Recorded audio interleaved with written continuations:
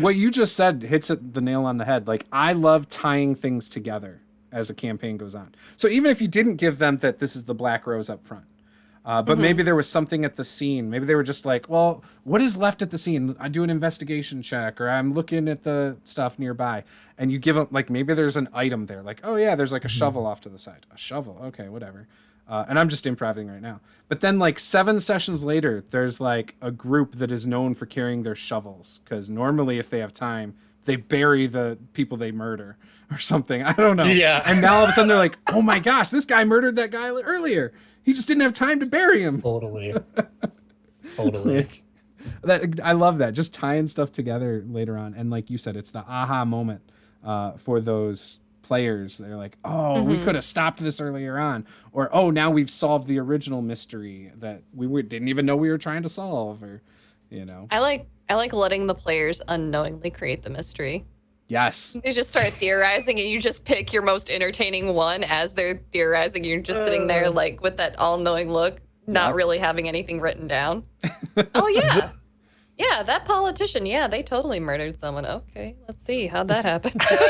Right. It's incredible when you have that moment when a player's like, oh, you son of a bitch. And you're like, yes. You thought it up. I see that you're finally unraveling my insidious plan that has been the seeds have been planted for all this time, and they're just so riled up about something that you didn't know was happening. Like, yeah. I just Wile E. Coyote it. I'll just there's the curtain.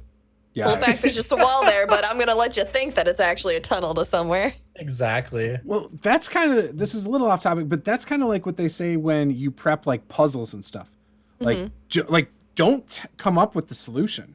Like, I've heard this and I'm like, really? And they're like, yeah, like just on the second guess, give it to them. Or on the third guess, give it to them. Whatever they come up with, that's what it was. And it's like, oh, that's kind of interesting. That could work, you know, if it makes sense. I tend to, in that case, like have a solution, but if they pose something that like is logical and makes sense and also is like correct enough, that I'm like, you know what, that very well should be the solution. So like, I've definitely done that in the past for sure.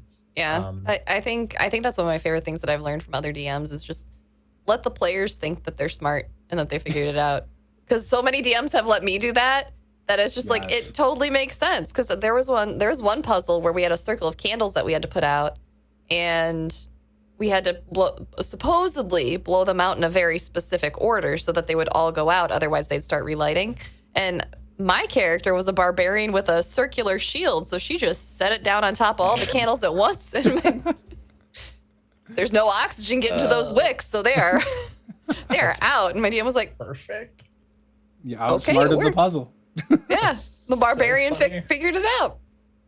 I love playing a barbarian. It's great. I do too.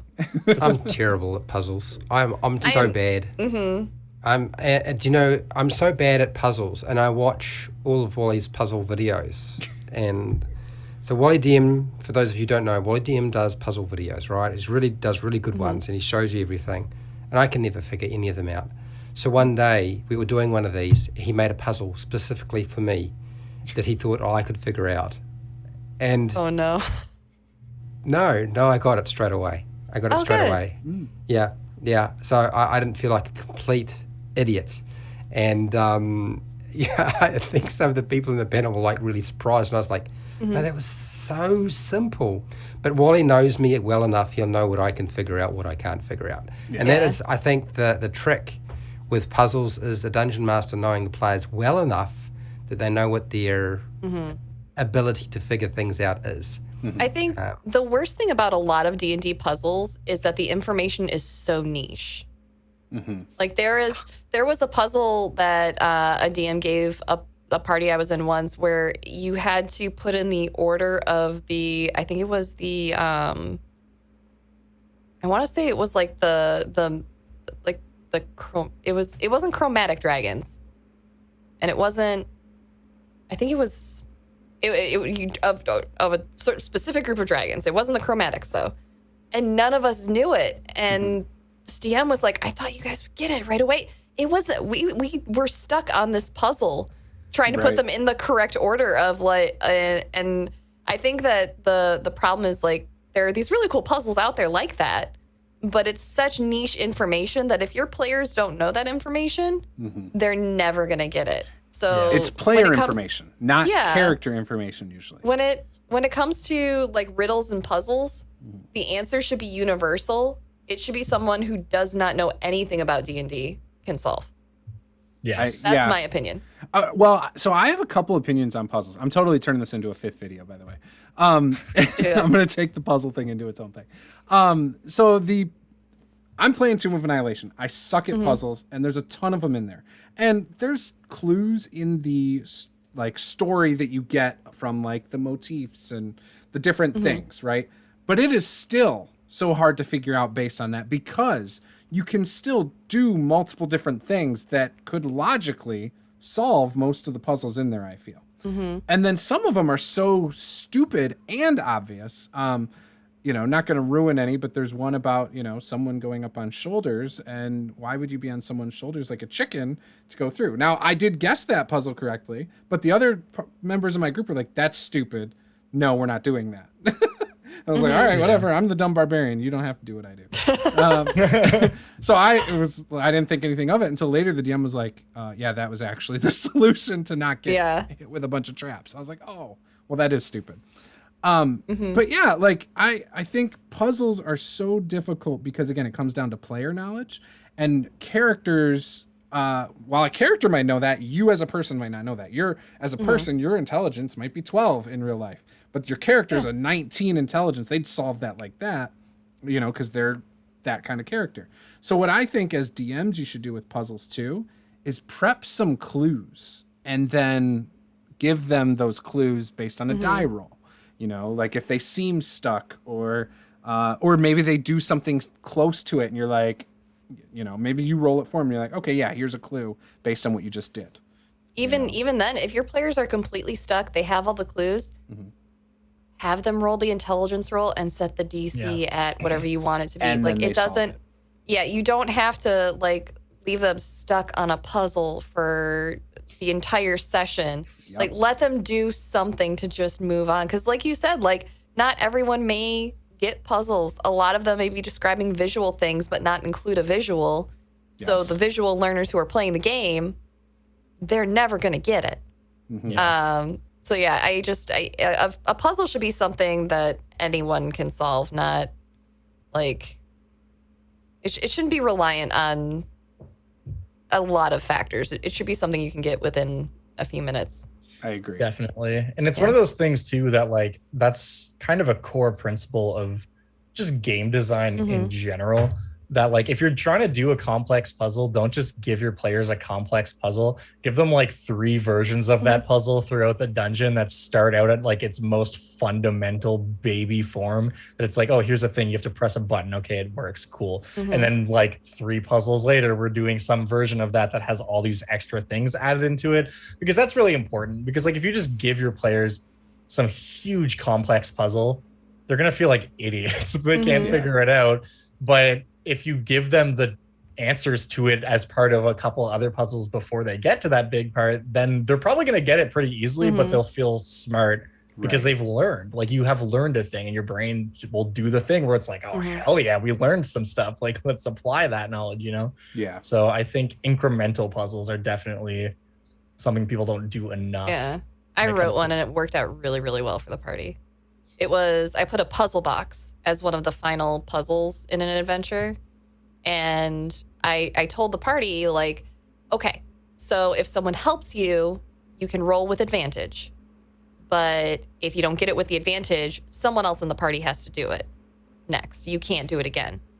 So it was a puzzle box with 3 levels. The first level was a perception check. Or no, it was an investigation check, which, I mean, most people have high investigations, to see if they could find the button that opened the box. The next one was I forget what role I asked for, but I asked for a different role. And basically it was to see if they could unscramble the image, which was an image of a fox. It's like one of those picture puzzles where you have to put all the tiles and like slide them around and get them into the right order. So that then unlocked a dexterity puzzle, which was a small maze that they could see into with a little metal ball, and they had to then shift the box to get the ball to the other side. So then that gives your dexterity character like something to do that gets them involved with the puzzles. Because that's the other thing too. Don't make all your puzzles about intelligence and wisdom. Make them about dexterity. Make them about strength. Like, give all of the players something they can do in the puzzle. That's a good suggestion. I have a story. If I am still muted, let me know. You're not. No, you're not. You're good. So, I know this guy called Wally DM. He sent me this book. Okay? It's got a whole lot of puzzles in it. And I was looking through it and I was like, I want to include a puzzle at a particular point in my adventure, but I want it to be the easiest puzzle I could possibly find. So I talked to Wally and I said, which is like the easiest puzzle? And then I looked at the book and I kind of like took what he said and I took a look at the book and I'm like, okay, I'm going to pick the lucky door. Like, they had to find 4 things they need to press up against the door that are lucky. Like, I don't know, a 4-leaf clover, a rabbit's foot, a horseshoe the right way up, that sort of thing. And it's got a little saying. It's very, very simple. I thought, piece of cake. These guys will get this. It's not going to be a problem. Okay, now stop laughing. Okay, pay attention. I have a feeling I know where it's going. There's a lesson to be learned about puzzles, and this is why I don't do advice videos on puzzles, because of this problem. And that is, so the simplest puzzle that I could possibly find, the simplest puzzle that somebody else has created and stuck in a book, and nobody could figure it out. Now, I want to make it clear, in my group I have a editor. She's an editor for a magazine. She's a very bright lady. I have another one who is got a PhD in history, loves puzzles, can figure them out very quickly, very analytical. He's a veterinarian who's done research on medication for humans. Extremely bright individual, far smarter than I am, far smarter. I've got another person in there who does the quantity surveying for companies that build houses and so forth. So just bear with me. I'm finished. Bear with me. Okay. So he's not only that, he's been in the military and he's been in a commanding position. He knows the world well. Very bright individual too. Okay. And then I've also got somebody else in there who's an accountant, very good with mathematics, understands that stuff. And then on top of that, I've got somebody who works at a supermarket as a grocery manager. Now, it's late at night because we start about 7 p.m, finish about 10 p.m. Everybody does their work days. Nobody's getting the answer to this question, this puzzle that I've presented. Nobody. And eventually I can see the frustration in their face, and I'm looking at Wally's advice about getting them to do a dice roll, nice simple dice roll, scaling it so that you've got different numbers for your check, right? So it's not just going to be, if you roll a 10 or a 5, you get a certain different types of information. It talks about all this sort of stuff, set numbers low, have it graded so you get different levels of information. Doesn't work. And I could see the supermarket manager, a friend of mine, sitting there, and I know what he's doing. He's probably already figured out the answer, and he's just watching the others. The others are like they're tired. Some of them just don't give a flying. You know what? They don't care. They're not even interested in the puzzle. Like, there are players, you can put puzzles, don't matter how good it is, they just don't give a toss about a puzzle. Mm-hmm. And then there are other people, like, at this particular time of the day, at this particular point in their life, at this particular whatever, they just can't get it. So he then proceeds to say, various things, do try different things, and eventually the door is opened, and it was the supermarket manager who did it out of everybody else in my group. And do you know what I learned about this, about puzzles? Not everybody likes puzzles. Doesn't matter how good you put them together, okay? Depending on how tired they are and what they've been doing in their life at work dictates their capacity to deal with a puzzle, okay? Oh, yeah. Sometimes the only time, all they're showing up for is just to goof off, do stupid things to the NPCs. And roll some dice. Just butcher everything and take all their shit. Yeah. That's what they showed up for. And then there are other times when they're really good at puzzles, but they just can't be bothered engaging in it. Just this is like this is that one time I learned so much about puzzles. And there are other people who know the answer but won't give the answer even though they could give the answer because they want to. And these words came out of his mouth. I wanted to see if the others could figure it out first. So you can wind up with a lot of problems. This is why I don't put puzzles in my game anymore. They're not going in. There's too many things going on. It's not about brain power from the players. There's just too many other factors going on. Yes. So I don't mess with them. Yeah, I don't think puzzles are associated with like your intelligence. And I think there's different types of puzzles that some people are better at than others. You know, a lot of times, like, you know, if you play video games, you might know how to solve a puzzle because you've seen it in a video game and you've used the tips and tricks to figure out the solution there and you remembered it and now you see it again somewhere else or whatever. So no, what were you going to say, Josiah? I was just going to say, that was an excellent moral to draw from that story, Fred. That's so funny. But also, it's funny because I know exactly what puzzle you're talking about because I also have heard of this guy named Wally who put out a book or whatever. It's a good book. It's a great book because I love using puzzles. I'm horrible at making them. I think that's sounds like he'll be real big one day. Yeah. Don't let his head get any bigger. We already pump him up enough. He's okay. No, I'm just kidding. Wally's great.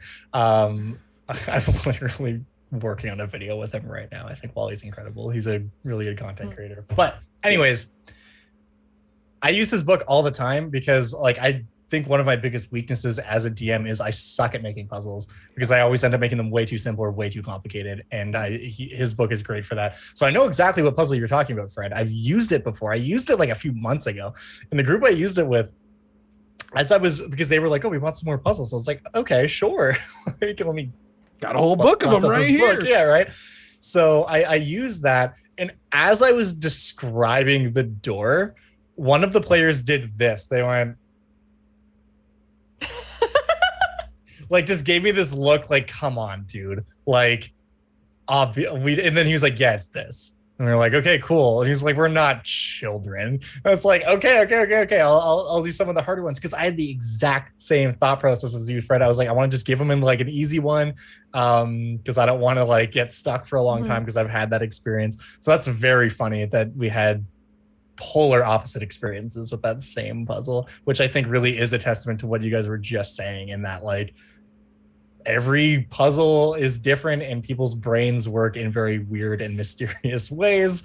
And you can give a puzzle to one group of players and then be like, yeah, it's this, obviously, and give that same puzzle to another group of equally qualified and intelligent people who will just get stuck on it for 4 hours. And then when you tell them the solution, will probably stop being your friend. Yeah. That's the duality of man, I guess. I don't know. Sometimes it clicks, sometimes it doesn't. My Tomb of Annihilation campaign, we have very intelligent people in that. We have a lawyer he's part owner of the firm. We have an IT manager who's traveled the country for his career. We have a college, not admissions, like an office person for college. I don't know exactly her role. And then we have a stay-at-home mom. And then me, and then a college student who has a presidential scholarship at Eastern Michigan. So mostly smart people, right? And we suck at puzzles. Like sometimes someone gets it and it's great, but there's always frustration when we do puzzles. And I think this all goes back to the number one tip for DMs. for almost anything in any situation, and that's know your group. Like, know what they like, know what they want, and, you know, cater your games around that and let them shine. I know it might be fun for you as a DM to like watch them struggle and all that and feel like they're going to die or feel like these things are difficult, but that's not always fun for players. And so know your group, know what they want, and give them what they want and let them shine. So yeah, I think that's a great note to end this. These videos have been wonderful to do with you guys. I want to thank you guys for coming on the channel. It's been great having you. Everyone go check these wonderful creators out. Their links are in the description, and let them know you saw them over here so they know where you came from. And yeah, we will see you guys next time. This was Master the Game. I am Juice. Game on.